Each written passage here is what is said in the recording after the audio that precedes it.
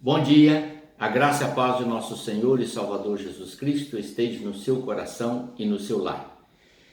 Efésios capítulo 1, o verso 16 em diante, Paulo diz assim: Não cesso de dar graça por vós, lembrando-me de vós nas minhas orações. E ele diz: Para que o Deus de nosso Senhor Jesus Cristo, o Pai da glória, vos dê o Espírito de sabedoria e de revelação no pleno conhecimento dele. Necessário é que todo servo de Deus compreenda isto.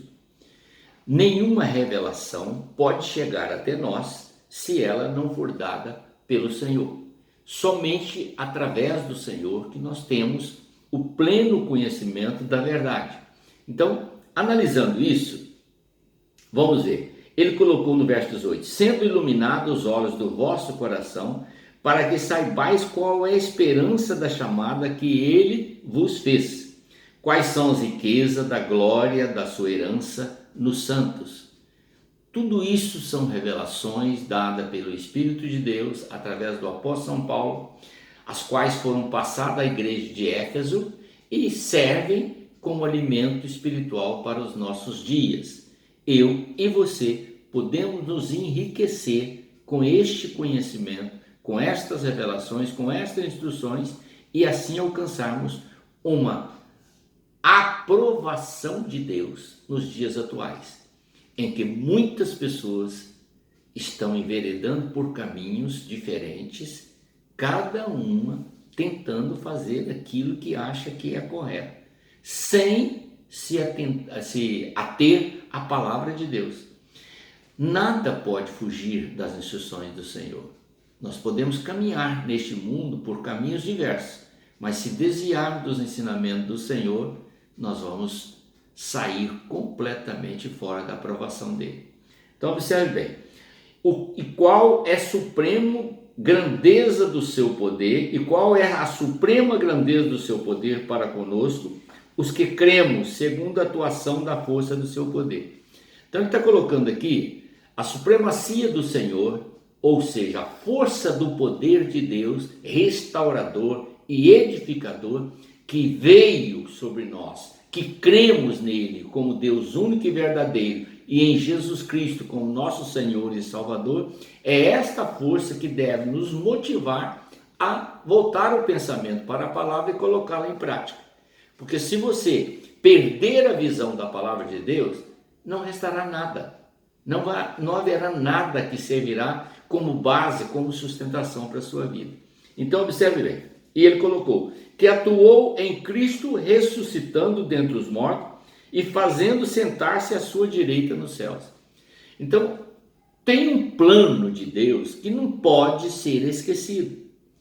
Nada provém do homem, tudo provém de Deus. Ele criou todas as coisas, ele estabeleceu um acerto com os homens, ele deu as suas leis, os seus estatutos, para servirem como normas para que nós possamos praticar e assim alcançar a vontade dele. Foi insuficiente porque nós não desejamos e nem nos colocamos debaixo das suas instruções. Então ele enviou Jesus. Jesus veio, trouxe um ensinamento pautado no amor, em instruções mais práticas, mais diretas, e levou sobre si as nossas culpas, os nossos pecados, e morreu por nós. Deus o exaltou, ressuscitando de entre os mortos, e o elevou às maiores alturas, assentando à sua direita. É isso que ele está colocando aqui. Que atuou em Cristo, ressuscitando dentre os mortos, fazendo assentar-se à sua direita nos céus, muito acima de todo principado, autoridade, poder, domínio e de todo nome que possa ser pronunciado, não só nesta era, mas também na era vindoura. O que significa?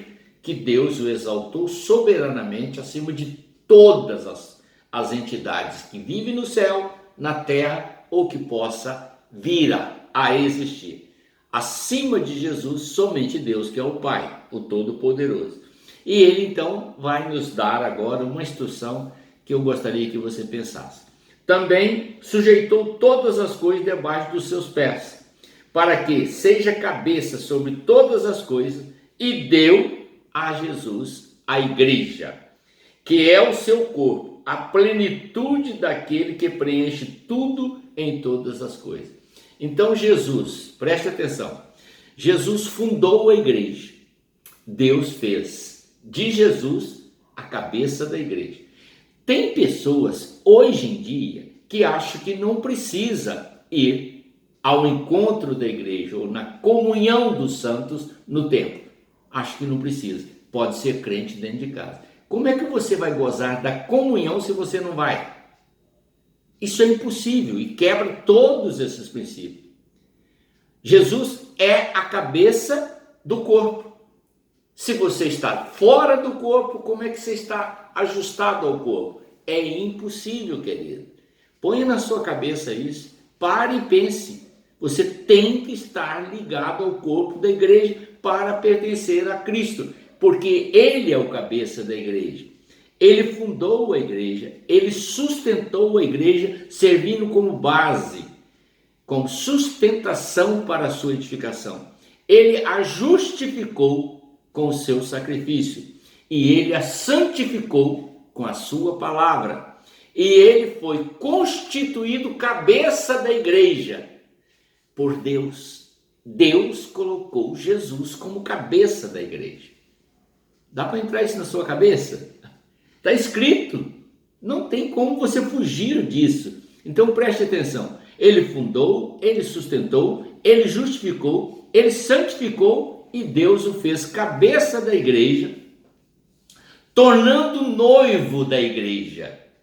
E Jesus está preparando a igreja, santificando para levar para o casamento no céu, na presença do Pai Todo-Poderoso. É lá que vai se dar a união entre Cristo e a igreja, para que depois Ele volte com a igreja para reinar aqui na terra. Olha que coisa linda e maravilhosa, que tudo isso é revelação que está aqui, conforme disse o apóstolo São Paulo, pelo Espírito Santo, a igreja de Éfeso.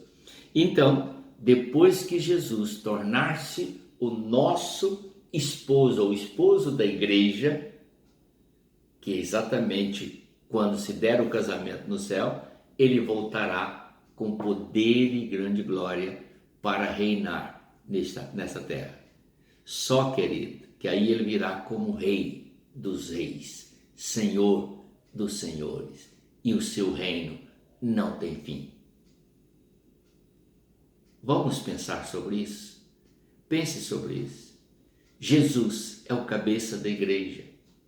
Nós, pastores, somos só servos de Deus. Ele é o sumo pastor, o único responsável pela edificação, pela fundação, pelo sustento da igreja, pela justificação, pela santificação, e Ele é o cabeça da igreja, também o noivo e o rei dos reis. Amém? A Ele toda honra, glória e louvor para todos sempre. Oremos.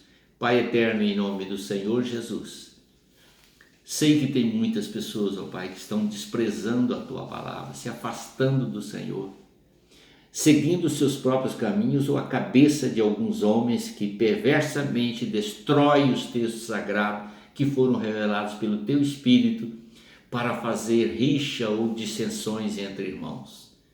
Há um só povo lavado pelo sangue de Cristo e estes um dia estarão com Ele. É por isso que eu te peço, ó Pai, esclarece a mente de todos e unifica o Teu povo como um só rebanho para a glória e honra do nome santo do Senhor Jesus. Amém.